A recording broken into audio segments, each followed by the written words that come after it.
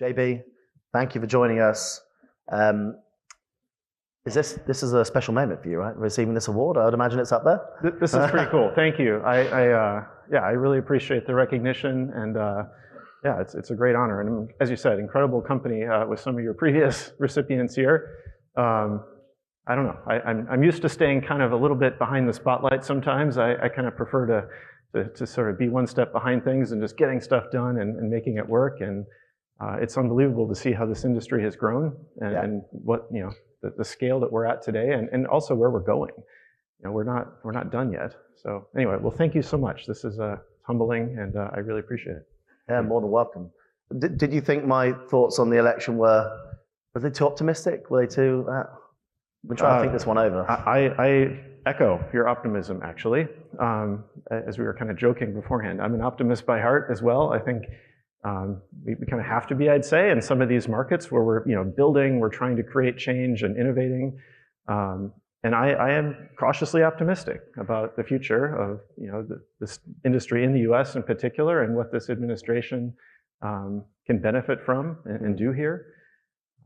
We obviously can't change the current reality of what we have in the country, and I think, as you've highlighted, the Republican states stand to gain a huge amount from this. And this is fundamentally an industrialization activity that we're in right now. We're scaling up, we're building mines, refineries, manufacturing sites.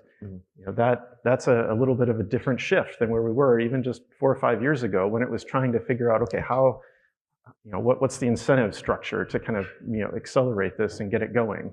That's happened. Now we just need to make sure it's going in the right direction and it's balanced. But when you built the original Gigafactory in Nevada, you were saying actually most of that did happen under the Trump Republican administration. Can you just talk people through that story? Absolutely. I mean, it's Tesla, prior to Redwood, and even Redwood, we've gone through, multiple cycles of Republican administrations, Democrat administrations. This is a bipartisan issue, if there ever was one. It's energy security, it's jobs, it's environment as well. And in the beginning with the Gigafactory, I mean, that was really, linked to a supply chain necessity for the EV, for the Model 3 at the time. And, it was a pretty audacious, amazing thing, that we had this concept to go and build several 100,000 EVs, which was, 10x more than anyone had ever done successfully or sold. So the first big question was, will anyone even buy that many EVs? But we also knew that if we actually wanted to succeed at that, we would have to have the battery supply, which didn't exist. So we had to preemptively start the Gigafactory project before even knowing if the customers would come or if the sales would come. And that was a nail biter. I mean, we literally had to bring the supply chain, in our case, Panasonic there, and was the first real battery maker to take that leap and commit to that factory and that supply chain before knowing really what the customers were going to do. I specifically remember the launch event for the Model 3. It's like distant memory in the EV industry now, but it was kind of a pivotal turning point where there were lines around the block for these. It was like an Apple iPhone launch kind of thing. And, over the course of maybe 3-4 days, there were several 100,000 reservations. And it blew all of the expectations away, even from inside of Tesla at the time. And I remember coming back to the office and being like, holy crap, we need to make this thing bigger. This is, we had kind of gone as far as we could, fundamentally risk it, with our planning, and then we doubled it. Really almost, 1 week to the next. Can I maybe pick up on that, JB? Because I'm really interested, and I think a lot of people in the room will be interested. What you described you did at Tesla was really creating a whole ecosystem for the company. And I think we're starting to see some of that around your plans at Redwood. And I'm really eager to hear what you think the importance of creating that ecosystem is. We have a very fragmented, diverse supply chain, lots of people specializing in lots of different areas at the moment. But maybe there's an argument to push things forward at speed, which we need to do, that you do need to do just what you described. You need to create that ecosystem yourselves under one roof. Well, I mean, in the beginning of the journey at Tesla, I mean, some of that was by necessity because there was not a supply chain. We couldn't go out and buy a battery module or a motor or a charger from any other companies. There wasn't that supply chain. So, we were kind of forced to say, well, we can't buy it, then I guess we better figure out how to design it and build it. And that actually led to a really inherent strength, I think, that endured and still endures for decades, which was tight integration, really excellent engineering optimization across all those, I'm talking more the physical components first. And that's benefited Tesla massively. I mean, it's a tightly integrated architecture across that whole vehicle and all the vehicles that they make today. But that's now extending, and needs to extend to not just the functional components, but the batteries, the materials, the active materials, even the minerals. And I think as we get to these scales, that dependency and the risk, of having a supply chain that's, global and subject to crazy geopolitics and maybe tariffs, which could be highly volatile. I mean, all that really hit home, through COVID. I mean, it was, now again, that seems kind of like ancient history, but it definitely kind of highlighted that massive risk of the supply chain that was even outside of the kind of just functional module ecosystem. So Tesla, I think, was one of the companies that kind of took some of that to heart and has launched a lot of initiatives to begin to make a more tight ecosystem. But at Redwood, one of the opportunities I saw, early on, back 2018, 19 was to help architect that for the whole industry. Because I think this is a fundamental opportunity across the whole electrification industry, cars, trucks, even stationary, is to architect that business ecosystem, figure out how to technically refine and reintroduce these materials. And I just saw this huge gap. I mean, there were no companies owning that. There was no incumbent technology or business, architecture for it. But you could look at the physics and say, okay, in 20, 30, 50 years, this is going to be the majority of the material flow. Most of the nickel and lithium atoms that are in that ecosystem will be flowing in a loop. How would it work? No one could say. But why do you think that was, that people just didn't connect the dots? Is that a wider culture of not building stuff for so long, or is it something else? I think it's twofold. I mean, one is it's far away.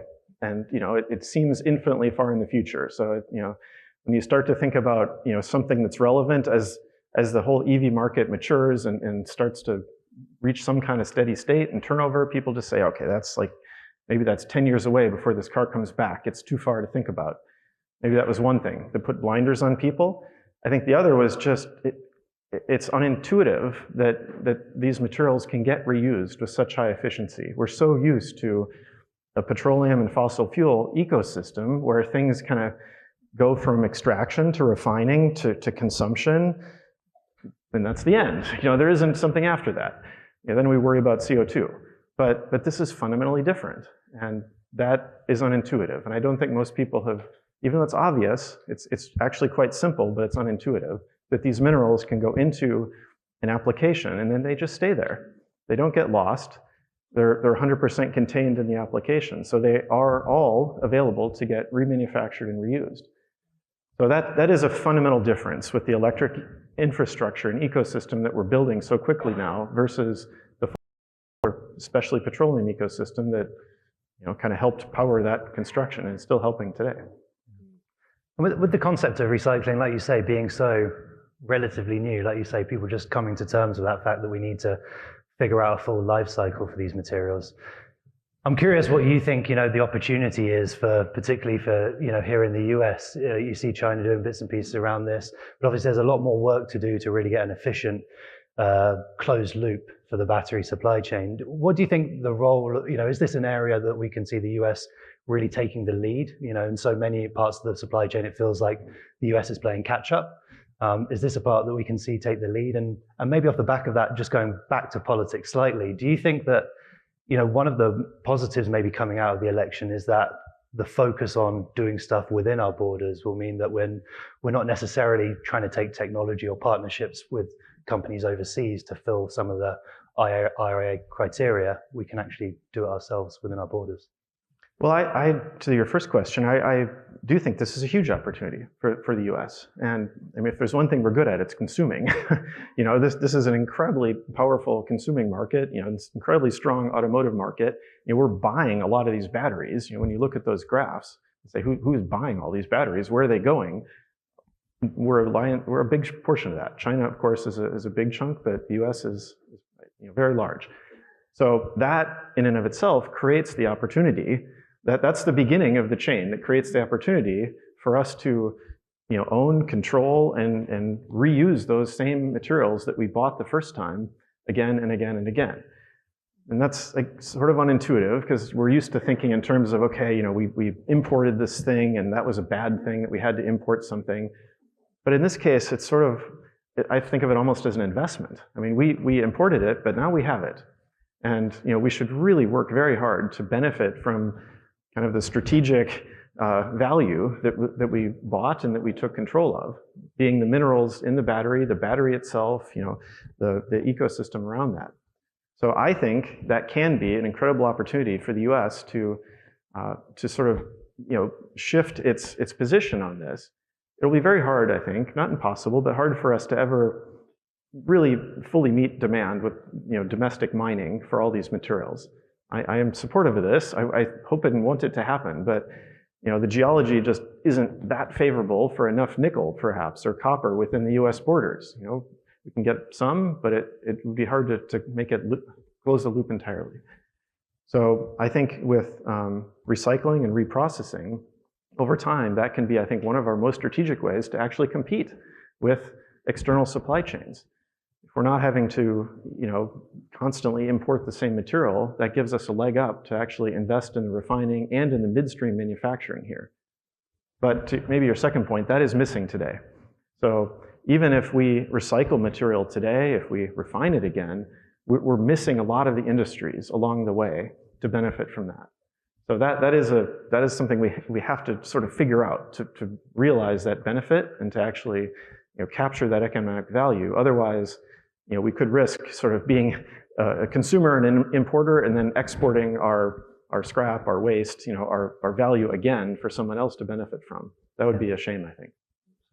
And what do you see as the role of, we've seen Redwood now move into that midstream and showing what you're targeting there. I'm curious what you think is the optimal role of a company like Redwood, and then beyond that maybe speak a bit about the partnerships. We've seen you with automakers, a couple of big deals over the past 12 months. So I'm curious about whether you see that as the model, that it's really you plugging into automakers, or is there where do you stop along that midstream?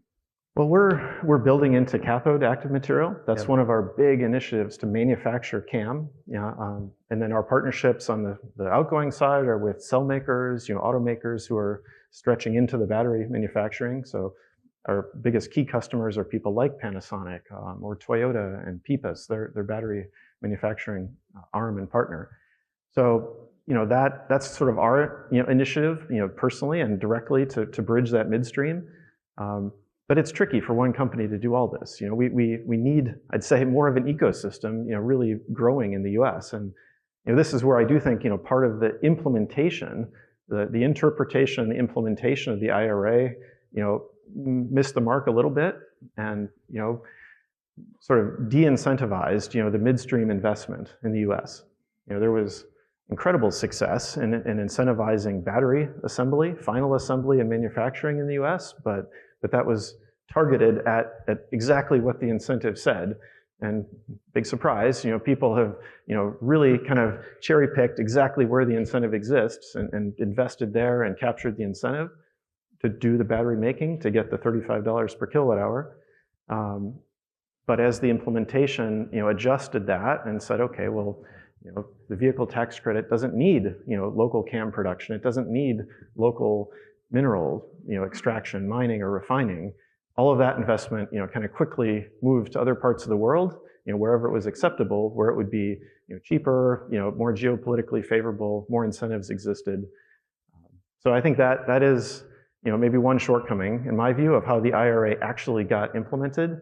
And I think it's also a pathway, if you kind of play it forward, I think it's a pathway for how the new Trump administration might reconcile the IRA to make some adjustments and to reduce the outflow of money, which is one of their stated goals, to figure out how to slow down the flow of money into those incentives. Do you think there were honest errors in the IRA, or was that politics at play? I'm sorry, what? Do you think the IRA, the way the IRA was written, and maybe definitions of mineral and chemical and midstream, the way it was written, the way the incentives are handed out, do you think these errors that you're talking about were like on purpose, like politics, Oh, errors. or was it just people just didn't know the industry when they were writing the thing, and it was rushed out pretty quickly? No, there was like quite a lot of strategy in the actual wording of the original IRA, the legislative wording and the intent. At Redwood, actually, we had some help in this and worked pretty closely with Senator Manchin and his team through that process, and tried to give some input on what we thought was a balanced and really favorable approach for the U.S. I mean, one of the key intents, if we remember back to when that thing was first being architected, was to link the EV tax credit, the $7,500, which is a huge carrot. If you look at that in dollars per kilowatt hour, it's like $100 a kilowatt hour. I mean, it's some massive incentive. So it was to link that huge carrot back to very tough investments, huge investments in the U.S. supply chain. So it would be hard to get it. It would be extremely hard to get it. And it would only require, people could only get it, OEMs could only get it if they, invested in a supply chain, if they pulled their partners in to the US to create jobs, to really, build the whole supply chain all the way from mining to midstream to batteries. That was the intent. And it was the way the law actually got written, if you read it. What happened in the implementation is, everyone, kind of complained about how difficult that was to achieve those EV tax credits and said, well, this is nearly impossible. It can't happen. It won't happen. We won't be able to get it fast enough. So the rules were kind of made a bit easier. And instead of saying that had to happen in the US, the net got widened to really any friendly trade agreement countries. I kind of say friendly instead of free on purpose because, I think it really is, that's the intent of it, is sort of any friendly country, as long as those components were mined or refined or made there, you could get the tax credit, which functionally meant almost everyone could get the tax credit pretty quickly. So it increased the incentive outflow of money massively, and it reduced, all the midstream and mining investment, or at least the incentive for it, in the US. Do you think, to that point around some of those friendly nations and how maybe parts of the IRA leveled that playing field to a certain extent with actual US production? I'm curious what you think the role of some of those, maybe the incumbents that were coming in at that time. We saw a lot of South Korean companies locating facilities. A lot of those that Simon showed under development had participation. Obviously, Panasonic at the Gigafactory as well. And obviously having that expertise, I think, I was speaking to a lot of people throughout the conference yesterday, and I think it was notable that the people at this point in the market have been in and around it so long that they appreciate the fact that we can't move parts of the supply chain very quickly necessarily on our own. And sometimes you do need that external guidance, that expertise from companies that have been there, seen it, done it. Do you see that as something that is a net benefit or a hindrance to a company like yourselves who are trying to create this new ecosystem? I think it's critical that we partner and invite other companies that have expertise in this. If you really looked at where this is happening in the world today, it's not in the US. We don't have domestic companies that are experts in this stuff. And we're trying to build that at Redwood. I'd say we're one of the leaders, but on a global scale, if you look at the size of some of the other players doing this, they're doing it at a huge scale and very good at it. So I think it is important that we recognize that. We don't get too arrogant about this or overconfident, but actually partner, invite some of the friendly companies that we want to work with here to the US and incentivize the appropriate investments in the right parts of the supply chain, though. Because we will get what we incentivize. I think that's that's really a key part of any incentive structure, whether it's for an employee or for a country or something else. You'll probably get what you incentivize. And we've incentivized battery final assembly, and EV sales. So we're kind of getting those two things. We haven't incentivized, critical minerals mining, critical minerals refining, or at least to a vastly less degree. Or also the critical components, the active components like cathode active material or PCAM or anode materials. So to me, that's if we either balance the incentives, that would probably be the right approach, balance them so that then even those partner companies, friendly, region companies are then encouraged and see a clear economic victory to do that here as well and to invest here. Yes. And in fact, some of those activities were started. We've heard, clearly in some circles that, at the beginning of the IRA, people were launching these investments. They kind of saw the structure as it was written and said, okay, geez, that's really compelling. Here we come. And like ships were inbound with, a bunch of different, CAM factories and other things. And as the implementation rules came out, it's like literally the ships turned around and they're like, okay, never mind, not where we want to be right now, and it'll be better to be somewhere else. So we kind of, I think, did that to ourselves a little bit. But as I said, I do think there's a path with the Trump administration to, instead of just sort of, slashing and burning IRA or attempting to kind of, chop various pieces of it, I think we could be more strategic and say, okay, well, how can we match, their intent, with what the new administration is trying to achieve, with a more strategic approach to really a balanced effort that actually benefits the whole industry, benefits the US strategically, which again, I think is part of their intent. So that's my optimism. Back to the beginning of, why would I be optimistic? It's because I think, there is a path that could actually make the IRA even more effective at some of its original goals and still be very effective to the whole industry and to the Trump administration without just slashing and burning it and leaving things in chaos or disarray. I mean, I agree on that, because back in 2017, as I mentioned in my talk, when the Trump administration did the critical minerals executive order, that was it. There's no point in kind of mining and refining critical minerals here if you don't have the industry to buy it. But now you've got the industry to buy it, and it's almost like there's an opportunity to be full circle here, and it's kind of, more 60, 70% of that 110 billion went downstream. Probably maybe up to 80% of it went downstream. It's kind of there for the taking. I guess if the administration choose to go down that route, is that fair? I think that's exactly fair. We've created an unbelievable battery industry in the U.S. The battery assembly and the vehicle demand that's thriving. So that's a pull into the market. But right now we're importing almost all the supply chain to feed that. And as you said, even if we had more lithium mining in the U.S. right now, there's no immediate customer for that. And again, this is kind of nuanced and not intuitive, and it's going to take some careful education, I think, and explanation. You guys are doing a fabulous job of this in a lot of circles, of how to, educate, policymakers, educate even some company leaders what that means. I think there's this perception that, oh my gosh, if the U.S. just had more lithium, suddenly, we'd have a closed loop, everything would be perfect. And, we need lithium, but we also need nickel. We also need, some cobalt, some copper. We need PCAM. We need CAM manufacturing. So we have to have every part of that chain. Otherwise, we don't really have it.